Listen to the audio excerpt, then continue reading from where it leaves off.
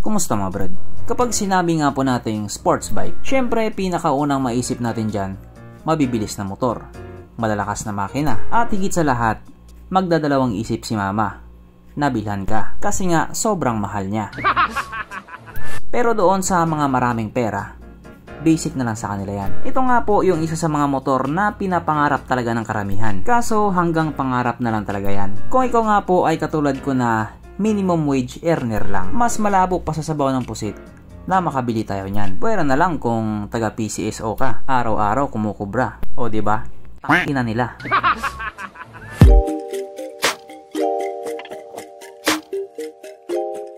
Pero syempre bago tayo magpatuloy, kung bago ka pa lamang napadpad dito sa aking walang kwentang channel, huwag ka na mo-subscribe.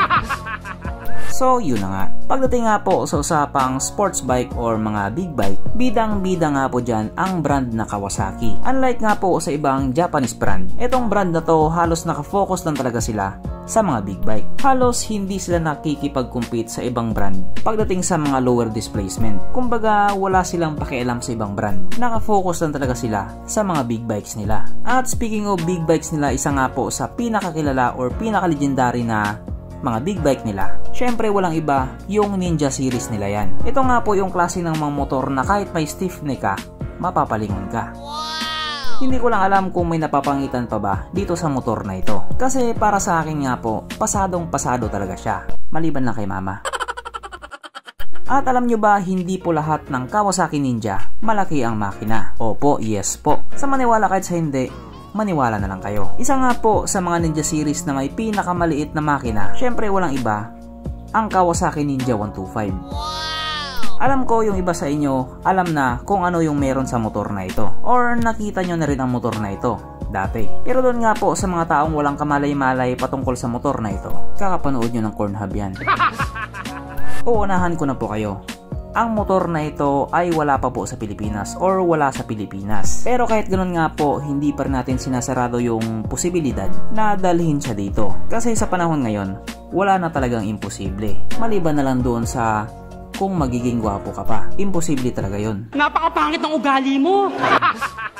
Kaya kung gusto mong malaman kung ano nga ba ang meron sa motor na ito, steady ka lang dyan. So ito nga po ang Kawasaki Ninja 125 na mayroong 125 cubic centimeter engine displacement, 4-stroke single cylinder, dual overhead cam with 4 valves, fuel injected at syempre ito po ay naka-liquid cooled.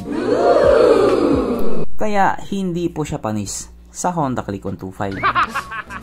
Ang kanyang compression ratio 11.7:1. Pagdating naman po sa kanyang power, ito po ay merong 15 horsepower, 10,000 RPM, 11.7 Nm of torque at 7,700 RPM. Na ayon nga po sa mga taong nakagamit sa motor na ito daw po ay kahit tumakbo sa bilis ng 120 km/h. Pero kung sakaling ilabas yan sa Pilipinas, panigurado aabot ng 150 kph yan. Aba syempre, ibang usapan na kapag Pinoy na nakasamba.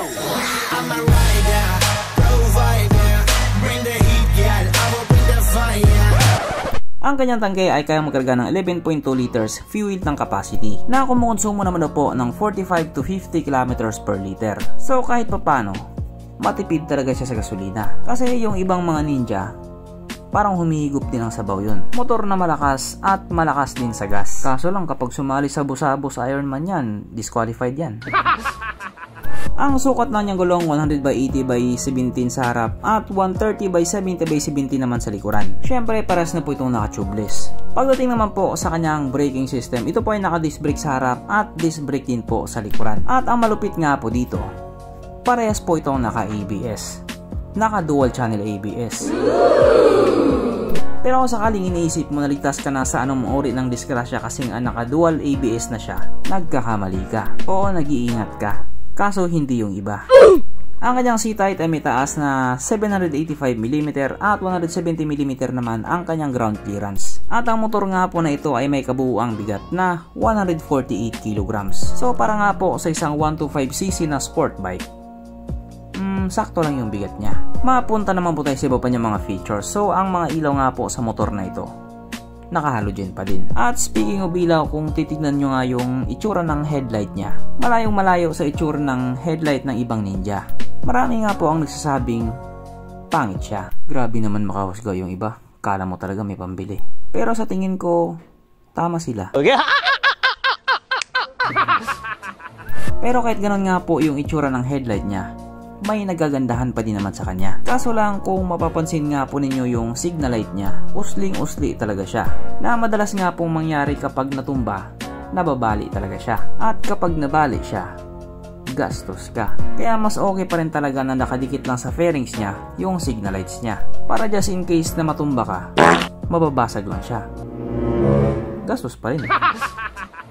Pero dito, sigurado ako, hindi ka mapapagastos dito. Sapagkat nandito na nga po tayo sa exciting na part, ang kanyang mga suspension. So sa harapang bahagi nga po, ito ay ginamitan ng telescopic fork. At sa likuran naman, ito po ay gumagamit ng monoshock na ayon nga po sa mga taong nakagamit sa motor na ito, maganda ang bounce.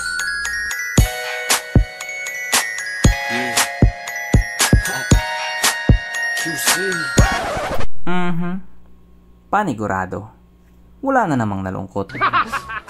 At dahil wala nga po nalungkot, alamin na po natin kung present nga ba sa motor na ito yung tatlong pinaka-importanting features. So, una na nga po dito ang kanyang lagayan ng istalyon at nakakalungkot mang sabihin, wala po siyang ganun. Wala siyang lagayan ng istalyon. Pangalawa, wala din po siyang sabitan ng pulutan. At oras na nga po para sa ating Red Horse check ang pinaka-importanting feature sa isang motor. At ayon nga po sa aking masusing pag-aanalisa, ang motor na ito ay kayang magkarga ng wala po siyang kargahan ng Red Horse.